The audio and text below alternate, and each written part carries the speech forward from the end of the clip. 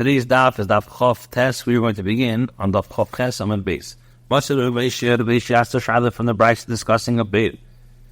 It says v'nofal shama chamor, and an ox or donkey falls in there. So it says that the digger is chayav to pay the damage or what it occurred. Shave le'olam, which means a shave, not a person. Chamer v'le'kelim. Mekan amar nofal l'teish shave v'kelim v'nishbaru. From here, the Chacham learned that if an ox with his equipment fell into the bait, and an ox was wounded and the equipment broke, or or an ox with its equipment fell into the bed, the ox was wounded and equipment broke, he's chayiv for the mainman, what's it considered? To a case of a stone or a knife for the load that he left in the Rosh Hashanah that caused damage. Whereas the contrary, you should have said, what is it similar to this? Since the cases of one stone, knife, or load are not mentioned in the Tanner, but are learned from the bait, rather the wording should be what is similar to this in the case of the stone, his knife, or the load that he left in the Rosh Hashanah and it caused damage. Therefore, if one dropped this flask on a stone that was left in the Rosh Hashanah, and he is going to be a chayiv. So the Gemara says, the first case of the Bryce is difficult to the opinion of Rav, since it compares the case of a stone, knife, and a masay to the case of bear, and does not distinguish between the situation in which he was mafkir or did not. And the last case of the Bryce, which deems that the owner of the stone in the Rosh Hashanah is chayiv for the damage of the broken kad, is difficult according to Shmuel. According to him, the owner should be chayiv only for causing injury, not for damaging the kidney. So we're asked, according to your reasoning, tishi lochi gofa. That should pose a difficulty to you. Why? Because kashirish butter v'seifa chayiv. The first case is butter, the last case is chayiv. Each one will explain his reasoning. That Rav will tell you when does this rule, when does it work when he's mahafkir. Now so ownership chayiv is chayiv. If one dropped a flask on a stone belonging to the person, the owner of the stone is chayiv. Well, Shmuel will explain his reason. Now that you said that the case of one stone was never one's load or similar to the case of the pit, according to the view that a person is chayiv for damage caused by killing by falling into a pit, and therefore, in a case where one dropped his flask on a stone belonging to him, the flask broke, he's chayiv. Rabbi Elazar says, he thought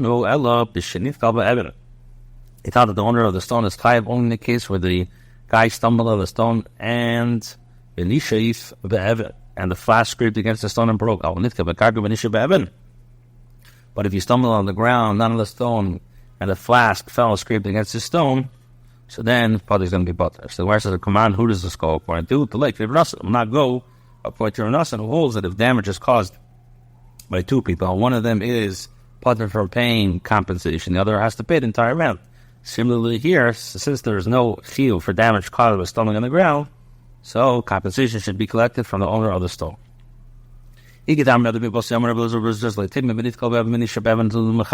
Cannot say that this is the only case for where the pedestrian stumbled on the stone and the flask scraped against the stone. But in the case, if he stumbled on the ground and the flask scraped against the stone, he would be potter. Even if the pedestrian stumbled on the ground and the flask scraped against the stone, he is going to be chayiv kaman, and it was just like Rabbi Nassim.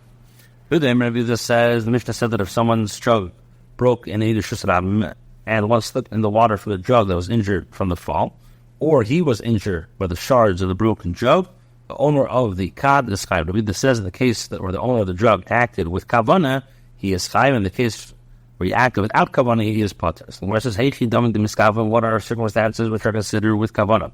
Rabbi says, being miskaven, lady to the mata miksefai, where he just intends to lower the jug off his shoulders and accidentally break it, he is chayiv for the damage it causes, according to Rabbi Yehuda.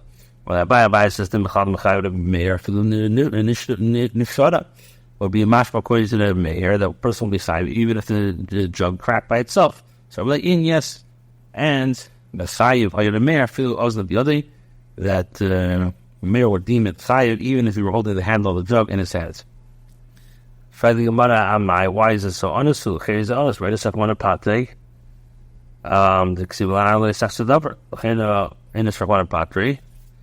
But to the young woman, you shall not do nothing.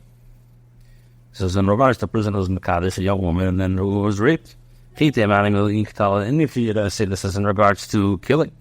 But in regards to damages, Chayiv will be Chayiv for circumstances beyond his control. About time where we learn, if a person's jug's broken, he did not remove its shards, or if his camel fell, he cannot stand up, and the mayor holds him Chayiv for any damage that caused. The Chacham say, he is Patam Dini Adam Chayiv Nishamayim. When you come to the mayor, and the Chacham agreed to the mayor, it was just Gandhi. In the case of one stone, one's leg, one's load, that he placed on the top of a roof, and Vanafel grew up to see of Ezekiel, and they fell from a roof with Suyam, so Shuchai will be Chai. Why did the mayor and the Ramir agrees to Rabbanan, but Malak and Kanan Gavam Nasta Li Nagvan. In the case of a person who puts pictures on the roof in order to dry them, Vanafel grew up to see of Ezekiel, and they fell from a Rosh and Mitzvah and damage, Potter will be Potter.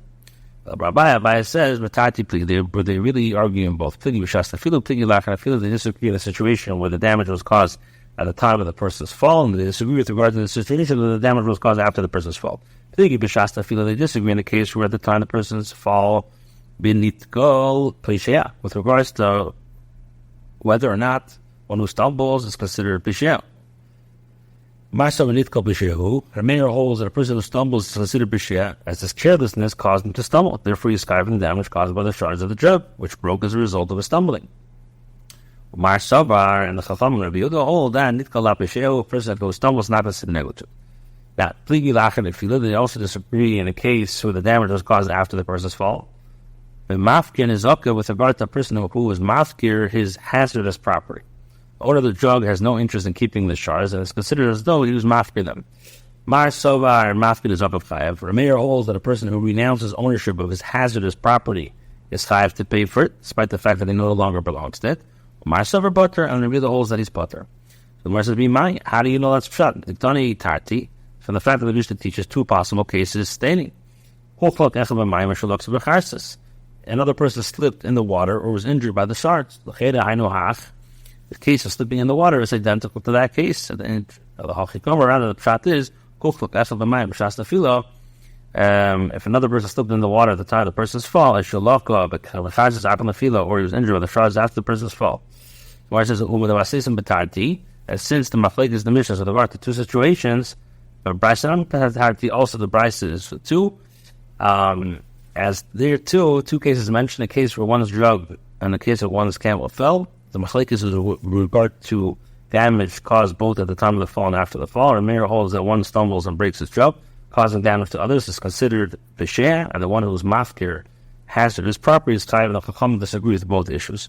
So with regards to a person's jug, you find these circumstances either at the time of the fall or b'shas or the after the fall. And the Gemalid, with regard to the case of the camel fell, after Nefila, you find this when he renounces ownership of the carcass. With regards to Nefila, where do you find it? How can the camel's falling be considered to be due to the owner's negligence, possibly rendering him chayav to the bid injury caused by it? Rafa says, could go into the mind that a case where the camel crossed through water, through the river that overflowed its banks and stumbled in. The owner was b'shea, as he should not have gone there. What are the circumstances? If there was another route and he nevertheless chose one, so then b'shea, then the b'shea is a b'shea. If there's no other route, then honestly he's considered honest. Rather, you find in circumstances where the owner stumbled and the camel and the camel then stumbled. In that case, the Chacham engaged in a machlekes whether or not one stumbles is considered b'shea. So the Gemara asks, "Mafkin is off and my miskavanika." In the case of a person who's mafkin is aktiv, what is the meaning of the statement that if the owner of the drug acted with the kavanah, he's chayav? What kavanah is there after the drug fell and broke? The miskavanin in the situation where he tends to acquire the shards of the broken drug and he is not mafkin the ownership. In this piece by herself, where he intends to acquire the shards. So Rabbi remember Shasta feel the machlekes is one at the time of the person's fall. But you can amir the machayev, the mirror will just chayev. Alamai the rapple chayev, but you can do that about the potter to make up your mind.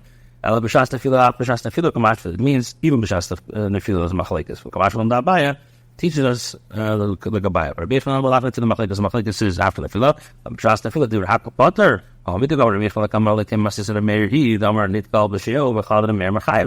see that the Rameir and does agree that a person, not everybody agrees that he is potter. So now back, we see that the Chachamim are potter. Rather, the Rebbe teaches us that mafkin is zakat of the awful the pakli abanan. The circumstances that which the Chachamim deem one hefker of his hazardous property is exempt, only the situation here. On a mafkin is zakat of alma, but in the general case of one who is renounced ownership of his hazardous property, the machayev is tied with the damage caused by it. Itmar was taught mafkin is zakat if a person renounces ownership of his hazardous property, v'yitin the blazer chalam or chayev chalam or potter. Leimaman the machayev v'yimei or amandam or potter krabana. So we see that a person.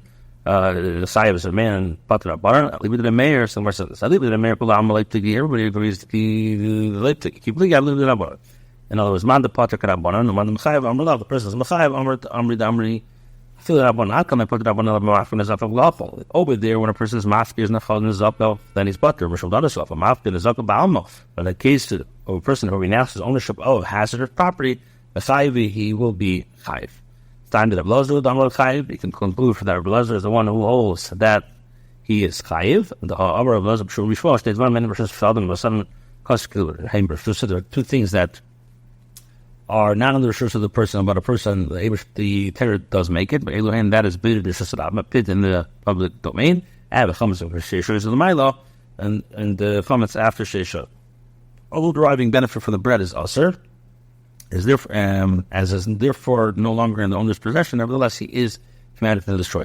This time, we can conclude that Rabbi Lezer the owner says that he is chayiv.